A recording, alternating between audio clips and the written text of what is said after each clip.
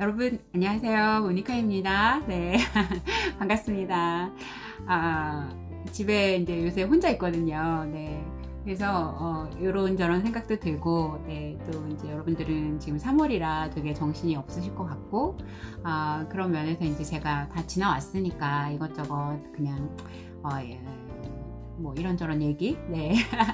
뭐 혼자 있을 때, 네, 좀 떠들고 싶어서, 네, 카메라를 켰어요. 아, 아이가 지금 이제 저희는 올해 이제 둘 다 대학을 갔고, 뭐 어쨌든 갔어요. 네, 어쨌든 갔고 이제 어쨌든 끝났고 끝나는 날이 오네요, 여러분. 네, 언젠가 와요, 여러분. 그러니까 조금만 더 기운을 내고 힘을 내고 아이와, 네, 좀 치열한 그 시간들, 예, 이거 지나면 오겠지, 이렇게 생각하시면서 지금 시간을 조금 보내보세요. 그러니까 저는 이제 큰아이는 정시로 보냈고 작은아이는 또 교과 전형으로 또 수능 최저 맞춰서 보내는 그런 전형으로 보냈기 때문에 사실 두 가지 전형에 대해서 제가 다 그런 장단점을 알고 있어요.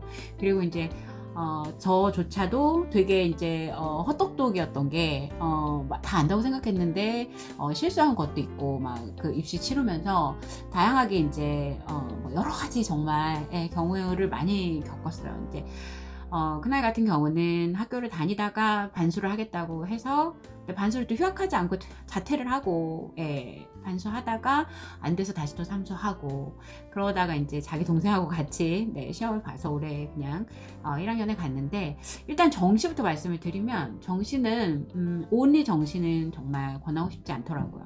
저희 아이는 온리 정시파였거든요. 네, 왜냐하면 엄마들이 착각을 해요. 아이가 모의고사가 더 잘 나와. 네, 내신보다. 그래서 뭔가 다 막 뚫을 수 있을 것 같고, 뭐 재수생, 삼수생, 뭐 괜찮을 것 같다, 이런 생각이 드는데, 절대 여러분, 온리 정시는 안 돼요. 네, 하지 마세요. 네, 진짜로. 그거는 이제 제가 겪어봐서 그렇고. 그러니까 모의고사 때 잘 나오면 뭐해. 수능 때 갑자기 변수가 터지거나, 뭐 그날 하루에 모든 게 다 결정이 되는 그거에, 만약에 뭐 최저만 맞추면 되는 상황이다 그러면 약간의 마음의 여유라도 있지만, 이걸 다 잘 봐야 되는 정시파들은 정말 웬만한, 네, 어떤 그런 멘탈 아니고서는 힘들어요. 그리고 문도 뭐 정시가 넓어졌다고는 하지만 좁아요. 네, 생각보다 좁고, 그리고 인원도 학교마다 물론 다르긴 하지만 또 되게 조금 뽑는 데도 많아요. 막 10명 막 이렇게 뽑는 데도 많거든요. 전국에서 다 접수하는데 10명 안에 들어야 되고 막 이렇게 되는 거죠. 그러니까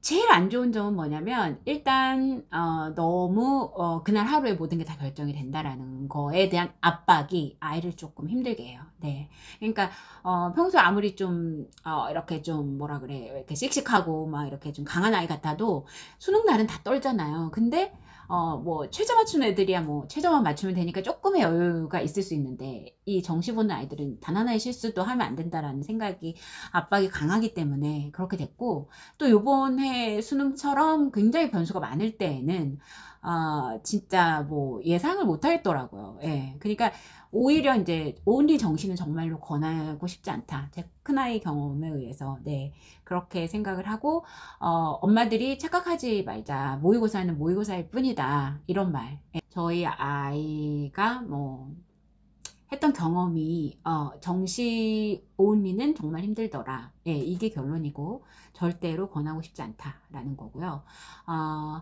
아이가 왜 정시를 선택하냐면, 학교에서 하는 모든 것들이 너무나 많이 벅차기 때문에 그래요. 이제 고 1, 2대 가면 아이가 이제 막 성적도 해야지, 수행 평가도 해야지 막.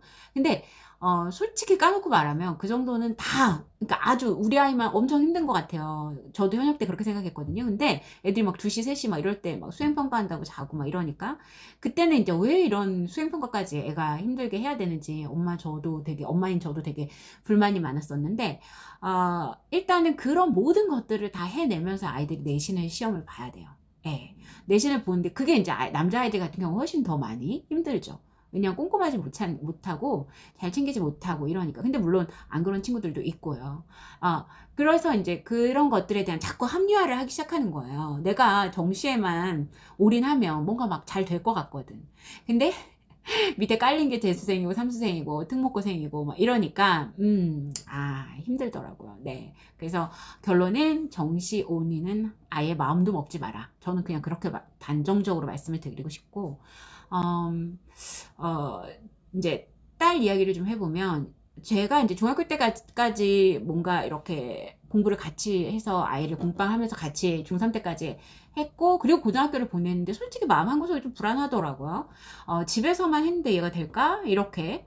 근데 고1 때 시험을 딱 봤는데 국영수가 다 일일이 나오고, 1학년 2학기까지 하여튼 다 합쳐서 그냥 1점대 1.5인가? 뭐 이랬던 것 같아요. 그래서 저는 아이를 철석같이 믿었어요. 어머, 얘가 혼자 해도 되게 잘하네. 이러면서, 아이, 뭐, 이 정도 하면, 되겠다. 이랬는데, 제가 이제 큰아이를 키워봤음에도 불구하고, 큰아이는 그러니까, 그때부터, 현역 때부터 약간, 자기는, 정시파였기 때문에, 제가 이제 이 내신 수행, 뭐 이런 거, 내신을 지키기가, 물론 얼마나 어려운지는 알고 있었으나, 둘째라서 약간 더 믿는 구석이 있었던 것 같아요. 네, 워낙, 성실했고 했었으니까. 성실하지 않으면 진짜 이 내신은 따기가 힘드니까. 그런데 고2 때 이제 코로나가 시작이 됐었어요. 그래서 아이가 멘탈이 나가고, 그냥 저는 그냥 아무렇지도 않게 잘할 줄 알았는데, 이렇게 학원을 안 다녔던 애라 학원을 또 다니는 게 되게 어색한 거예요. 안 가겠다는 거예요. 그러니까 제가 그때 이제 후회했던 게 중학교 때 학원을 좀 보내볼 걸. 중학교 때 고1 때 좀 학원 보냈을 걸. 중3 때 겨울방학 때 학원 보낼 걸. 고1 때 잘했다고 내가 방심하고 있었네. 얘가 이게 어색해서, 그러니까 또 약간 성격적으로 약간 내성적이고 이런 것도 있었거든요. 그러니까, 이거 되게, 이거 좀, 어떡하나, 막 이렇게 걱정하고 있을 때, 과외도 해보고, 고2 때서야 저는 막 시행착오를 해본 거예요. 과외도 해보고, 막 이러는데, 애를 겨우겨우 달래서, 동네에 있는 그냥 조그만 학원이라도 보내자 해서, 조그맣진 않았는데, 대형 학원이긴 했는데, 동네에 있는 학원에 보냈어요. 그래서, 일단 거기에 다니는데 익숙해지는 데까지도 몇 달 걸리더라고요. 그래서 어쨌든 이제 거길 보냈지만 한번 고2 때 이제 등급이 하나씩 다 떨어지더라고요. 그리고 계속 또 승승장구 하다가 한 번도 실패를 안 해본 녀석이었던 거죠. 진짜 그냥 중학교 때 진짜 막 진짜 막 공부도 못 해보고 막 이런저런 경험도 해봤었어야 되는데 이런 생각을 너무 많이 했었고, 한번 떨어지고 나니까 아이가 자신감이 많이, 처음에 들어갈 때 주목을 받을 필요가 없어요, 여러분. 처음에 아무것도 모르고 큰애 때부터도 주목을 받는 게 좋다, 뭐 선생님들 눈에 드는 게 좋다 했는데 전혀 안 그래도 돼요. 차라리 그냥 정말 조금 올라가는 게 낫지. 처음에 내 아이가 뭔가 어떤 주목을 못 받았다 걱정하지 마시고, 네, 아이만 믿고 가는 거예요. 그리고 절대 엄마는 나서면 안 돼요. 엄마는 그냥 학교에 가지도 마. 예, 뭐, 저는 그래요. 아이가 해야 되고, 선생님들이 그렇게 나서는 엄마들을 별로 그렇게 좋아하지 않는다는 걸 제가 느꼈거든요. 그러니까 저도 뭐 어쩔 수 없이 전화 와서 운영위원도 하고 막 이랬는데, 안 하는 게 날 뻔했다. 괜히 이제, 선생님들하고 괜히 많이 여러 번 부딪히면서 쓸데없는 소리 하게 되고, 막 이렇게 되니까, 안 하는 게 날 뻔했다. 이런 생각이 들더라고요. 그러니까, 아예 그냥 아이만, 보고 가는 걸로 하시고, 아이가 1학년 때 저처럼 이제 그나마 제가 이제 끝나고 생각하니까 1학년 때 성적이 잘 나온 게 너무나 다행이었어요. 왜냐면 학교에 따라 이제 고3 돼서 보니까 학교에 따라 몇 가지 과목만, 물론 이제 아주 상위 학교는 그런 게 없지만 인서울이어도 몇 가지 과목만 보는 학교들이 있어요. 근데 그 중에 3년 동안 통틀어서 제일 잘한 어떤 그런 동일한 과목에 제일 잘한 그 등급을 적용을 시키거든요. 그러니까 뭐 내 아이가 뭐 평균 등급이 뭐 만약에 2점대다, 2점대 중반이었다, 2점대 초중반이다 이런데 어떤 학교 점수 계산하는 걸로 넣으니까 막 1.5도 나오고 막 이런 경우가 있어요. 근데 그거를 엄마들이 모르면 다 잘해야지만 되는 줄 안단 말이에요. 그러니까 어쨌든 성적을 제일 처음에 받기가 좋은 학년은 고1이잖아요. 여러분 아시죠? 애들이 올라가면 올라갈수록 열심히 해요. 그리고 어떤 과목별로 다 나눠져 있기 때문에 받기도 힘들어요, 점수가. 인원이 작아지면 등급 안에 들기가 힘들잖아요. 4% 안에 들어야 되는데. 그러니까 제일 통합되는 과목이 많은 어떤 그런 학년이 1학년이란 말이에요. 그러니까 그때 최대한 잘 받아놓는 게 중요해요. 아시겠죠? 그러니까 제 아이는 그나마 그래서 조금 괜찮았던 것 같아요. 그러니까 고2 때 좀 힘들었어도. 그리고 이제 고2 때 말부터 멘탈 잡고 다시 고3 생활을 거의 하면서 학원 밑에 스터디 카페가 바로 있어서 학원 스터디 카페 학원 스터디 카페 이렇게 왔다 갔다 하고 월요일부터 토요일까지 계속 그렇게 하고 일요일은 저는 그냥 집에서 조금 쉬었다가 다시 월요일부터 토요일까지 이런 식으로 저는 했었거든요. 근데 뭐라고 할까 물론 이제 떨어진 성적이 갑자기 급상승이 되지는 않더라고요. 아이가 그렇게 한번 자신감을 잃는 게 그렇게 영향을 많이 미쳐요, 여러분.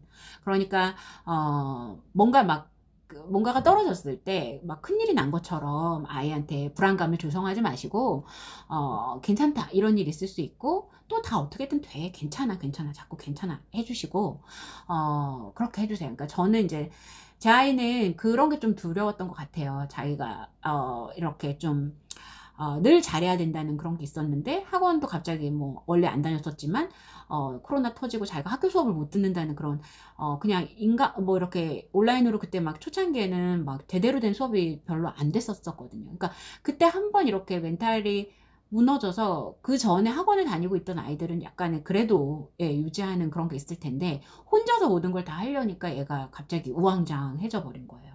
그러니까 그게 제 어떤 그런 경험이었어요, 여러분. 그러니까 저는 그러니까 여러분들이 생각하시기에 뭐 막 다 잘할 것 같고 그렇지만 절대 그렇지 않고 똑같아요, 여러분. 시행착오 하는 거 똑같고, 네. 그리고 이제 원서 같은 거를 이제 쓰기 전까지는 어쨌든 아이가 최선을 다할 수 있도록 그렇게 끌어주고 일단 결과가 나오면 엄마가 받아들여야 돼요. 네, 엄마가 받아들이고 그 결과 안에서 제일 좋은 최선의 결과를 얻으려고 백방으로 좀 알아보셔야 되는 거죠. 네, 제가 이제 컨설팅을 할까 말까 고민을 많이 하다가 이 정도면 맞추지 않을까라는 아주 이렇게 수능에 변수가 많을 거를 사실은 경험에 의해서 알았었어야 되는데 또 그렇게 같은 실수를 하더라고요. 그래서 맞출 수 있을 거야 막 이러면서 이제 했던 거예요. 그래서 근데 이제 수능이 생각보다 너무 어려웠고 아이가 생각했던 그 등급 그러니까 처음에 수능 끝났을 때는 다 맞췄다라고 생각했는데 한 등급이 내려갔더라고요. 그래서 모든 그 등급이 대부분이 다 비슷했었거든요. 그래서 저희는 그냥 정말 이제 마음의 보루라고 생각했던 그곳에 어쨌든 다니게 되게 됐죠. 네. 어쩌겠어요. 뭐 할 수 없죠. 네. 근데 아이가 되게 마음에 들어 해요. 그리고 굉장히 그냥 자기 마음 편하다고 얘기하고 그냥 자기가 최선을 다하지 않은 건 아니기 때문에 그냥 받아들이더라고요. 제 아이 같은 경우는 이제 더 재수하는 게 더 힘들고 더 이상 하고 싶지 않다 뭐 이렇게 얘기하더라고요. 그러니까 그런 경험들이에요. 그러니까 여러분들이 지금 초등학생이고 중학생 자녀를 가지고 있고 하고 저는 이제 그 과정을 다 지금 지나왔잖아요. 굉장히 막 치열하게 몇 년을 누가 보면 만족하지 못한 결과겠죠. 네, 뭐 저도 처음에 조금 받아들이지도 못하고 그랬었던 것 같아요. 그런데 뭐라고 할까 진짜 이제 책을 읽거나 이제 여기저기 이제 제가 공부를 하다 보면 이런 그런 뭐 이런 이름 뭐 이런 것들이 크게 그렇게 앞으로는 정말 중요하지 않고 자기가 하고 있는 일에 정말 자기가 좋아하는 일을 아이가 선택하게끔 해주는 그 과정이 중요하고 다니다가도 뭐 어떤 아이는 4년제 잘 다니다가도 다시 전문대 가는 아이도 있고 정말 천차만별이기 때문에 아이의 어떤 그런 지금 이 순간의 어떤 그런 결과나 이런 거를 가지고 아이를 너무 과대평가하지도 않고 너무 과소평가할 필요도 없겠다 이런 생각을 했었어요, 여러분. 그래서 결론은 저는 온리 정시는 하지 말았으면 좋겠고요. 예, 제가 우리 아들 고3 때만 해도 이렇게 말 안 했어요, 여러분. 근데 이제 온리 정시는 아무래도 힘들고, 네, 그날 하루에 모든 게 다 결정되어져서 정말 권하고 싶지 않고, 기본적으로 재수까지 생각하고 뭐 어떻게 될지 모르는 상황이기 때문에 내신은 최대한 잘 받고 당연한 거죠. 내신 최대한 잘 받고 수능 최저 공부를 기본적으로 같이 깔고 가는 게 두 가지를 같이 해내요. 그러니까 아이들이 사실은 수행평가까지 막 하면 세 가지 막 네 가지가 되는 거죠. 그거를 해야 돼요. 어쩔 수 없어요. 네, 어쩔 수 없고 하고, 고3 때는 자신 없으면, 엄마가 자신 없으면 저는 그냥 컨설팅도 한번은 받아보셨으면 해요. 왜냐면 하고 나서 안 하고 후회도 하고 해도 후회를 하거든요. 그러니까 그냥 안 하고 후회하느니 하고 후회하겠다 이런 마음으로 그냥 한번 받아보셔서 내가 모르는 어떤 전형들, 놓친 전형들이 있을 수 있으니까 그걸 좀 조심하셨으면 좋겠어요. 이거는 제가 컨설팅을 안 하고 경험해서 네, 말씀을 드려요. only 그 교과로만 쓸 수 있는 전형이 있었는데 제가 잠깐 착각해가지고 그 전형을 놓쳤었거든요. 그러니까 여러분들은